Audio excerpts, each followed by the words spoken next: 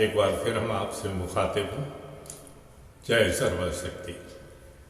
आप कभी कभी सोचते होंगे कि हम इन शब्दों का उच्चारण क्यों करते हैं। सर्वशक्ति का मतलब होता है सबके प्रति आसक्ति, अर्थात सबके प्रति झुकाव, सबके प्रति प्रेम। और इसीलिए हम तो प्रेम को ही महत्व देते हैं, क्योंकि संसार प्रेम से ही चलता है। तो आज हम इस प्रेम को और आगे बढ़ाएंगे। आपको ये बता दें कि ये पूरी सीरीज है, या यूं कहिए कि ये पूरी जो माला है वो सर्वशक्ति आनंदालय द्वारा प्रेरित है। और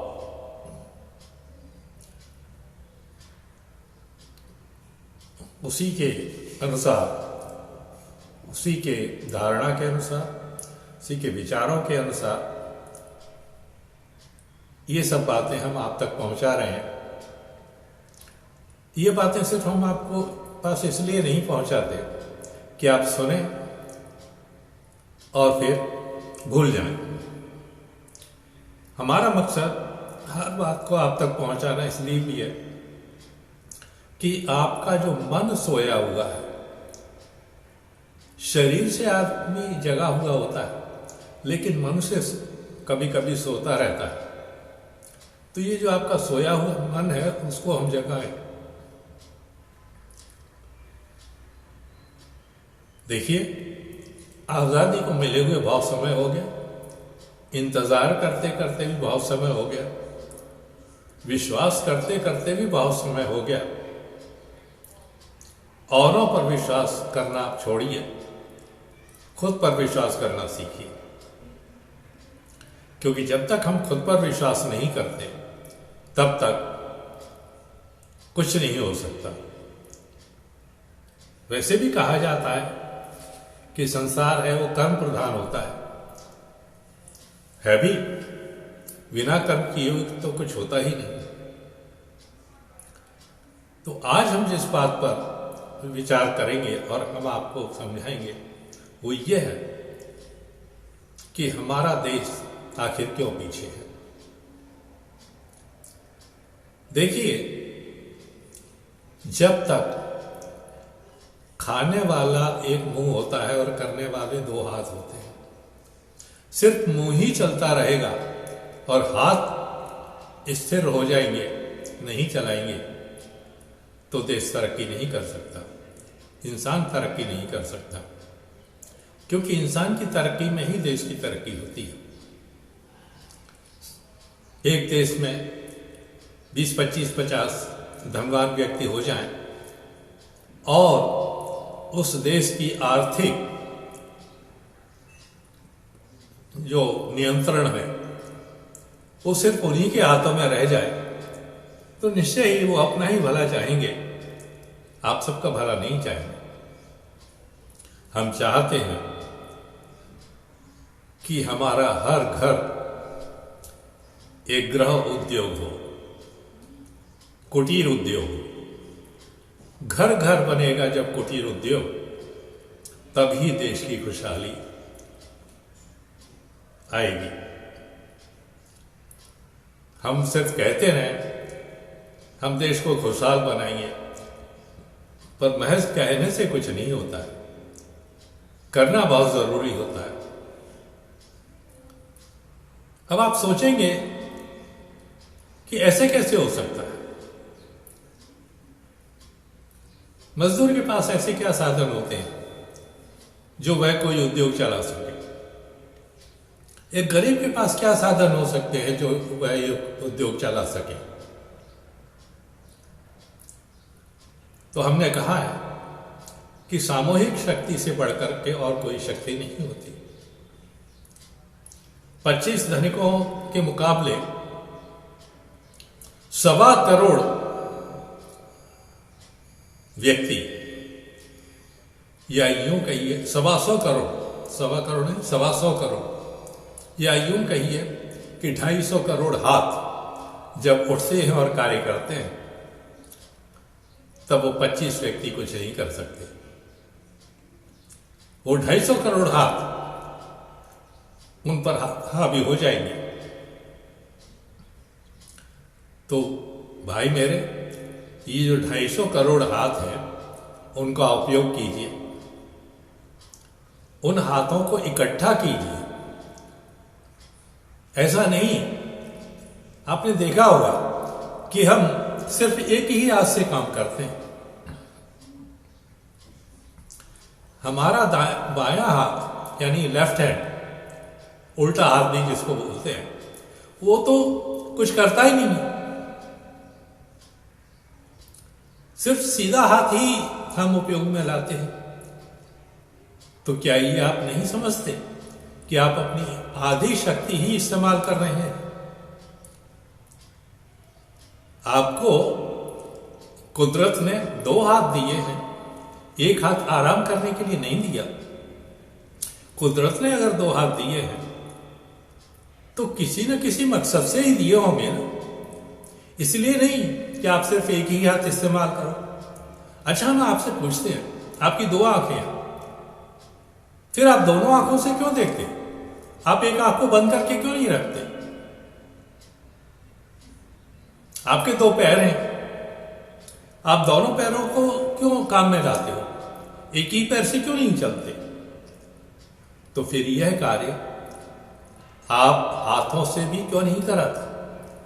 जब आप दोनों आंखों का इस्तेमाल करते हो, दोनों कानों का इस्तेमाल करते हो, दोनों पैरों का, टांगों का इस्तेमाल करते हो, तो दोनों हाथ आपके इस्तेमाल क्यों नहीं हो? हम अपने आप को आधा अधूरा क्यों रखें? हम अपनी पूरी शक्ति का इस्तेमाल क्यों नहीं करें? पर बात फिर वहीं आ जाती है कि करें तो कैसे करें। बचपन में हम जब पढ़ा करते थे तो एक कहानी हमें हमारे पाठ्यक्रम में थी कि एक किसान के 4 बेटे थे, चारों आपस में झगड़ते रहते थे। किसान परेशान हो गया।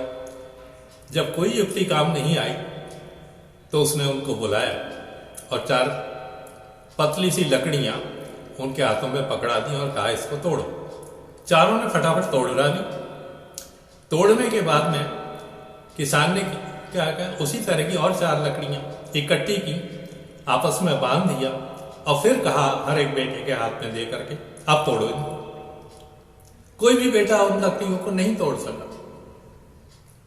तो ये जो बातें थी, ये जो कहानी थी, हमें सामूहिक शक्ति के विषय में बताती थी कि यदि हम एक होकर के आगे बढ़ें, कार्य करें, तो कोई भी विघटनकारी शक्ति, विरोधी शक्ति हमें मात नहीं दे सकती, हमें हरा नहीं सकती।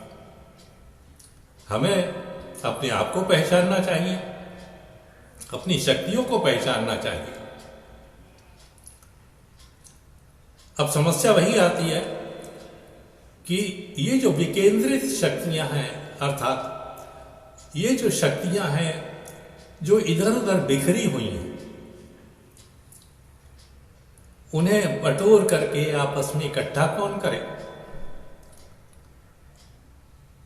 करते हैं लोग इकट्ठा सिर्फ आप वोटों के समय लाखों की भीड़ जमा कर लेते हैं और दिखाते हैं, देखो हमारे पीछे लाखों की संख्या के लोग हैं। पर वो भीड़ इकट्ठी कैसे की जाती है आप सब जानते हो। पैसा खर्च किया जाता है, लोगों को लुभाया जाता है। अगर वो सभा दिल्ली में बुलाई जा रही है तो गांव के लोगों को बुलाया जाता है, चलो दिल्ली दिखाएंगे तुम्हें, और दिल्ली देखने के लालच में सब चले आते हैं। किराया देना नहीं होता है, खाने पीने पे भी थोड़ा बहुत मिल ही जाता है। इसी तरह से हर शहर में गांव के लोगों को लुभाया जाता है। दूसरे शब्दों में हम कहें कि गांव के लोगों को मूर्ख बनाया जाता है।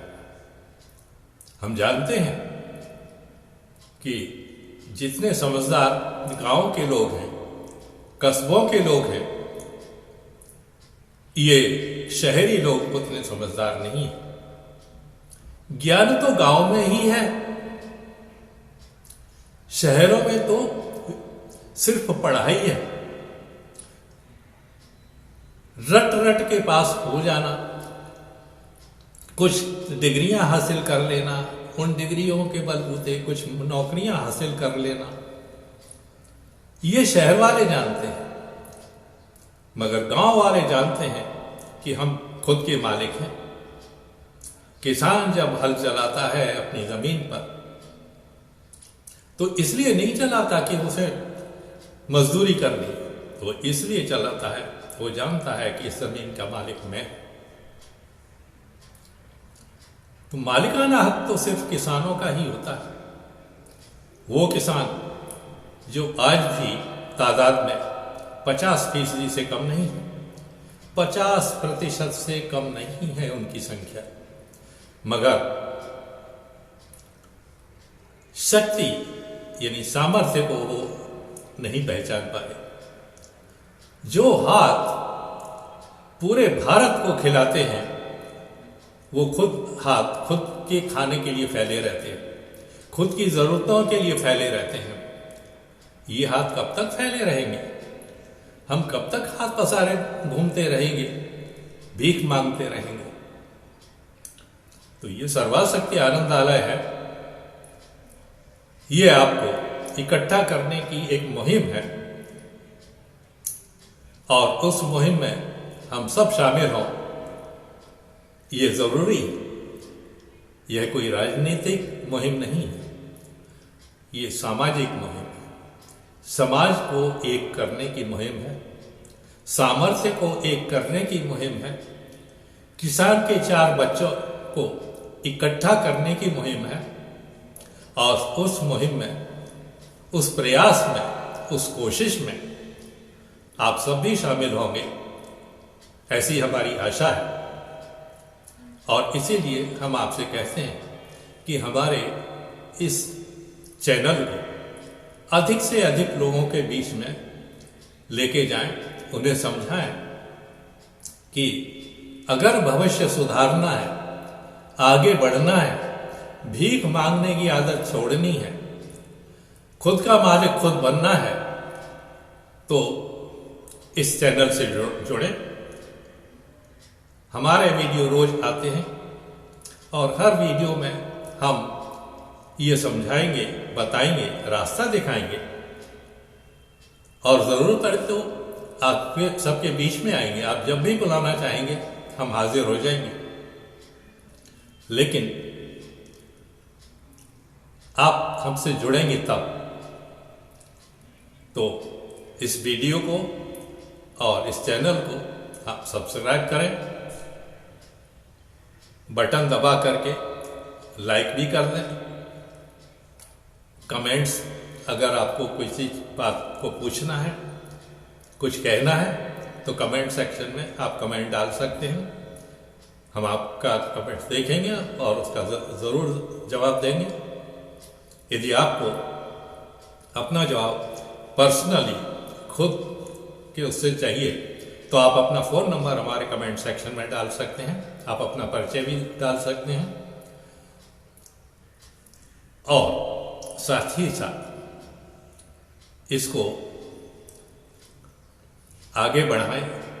इस बात को, जब तक हमारा संदेश भारत के कोने कोने में नहीं पहुंचेगा, भारत के हर व्यक्ति तक नहीं पहुंचेगा, तब तक ये मुहिम आगे नहीं बढ़ सकती। हम आपको वो बात बताएंगे कि आप अपने राजा खुद होंगे। ये कोई कल्पना नहीं है, ये कोई परिलोक की कथा भी नहीं है, ये एक हकीकत है। हम आपको बताएं, हमारे पास इस योजना को कार्यरत करने के लिए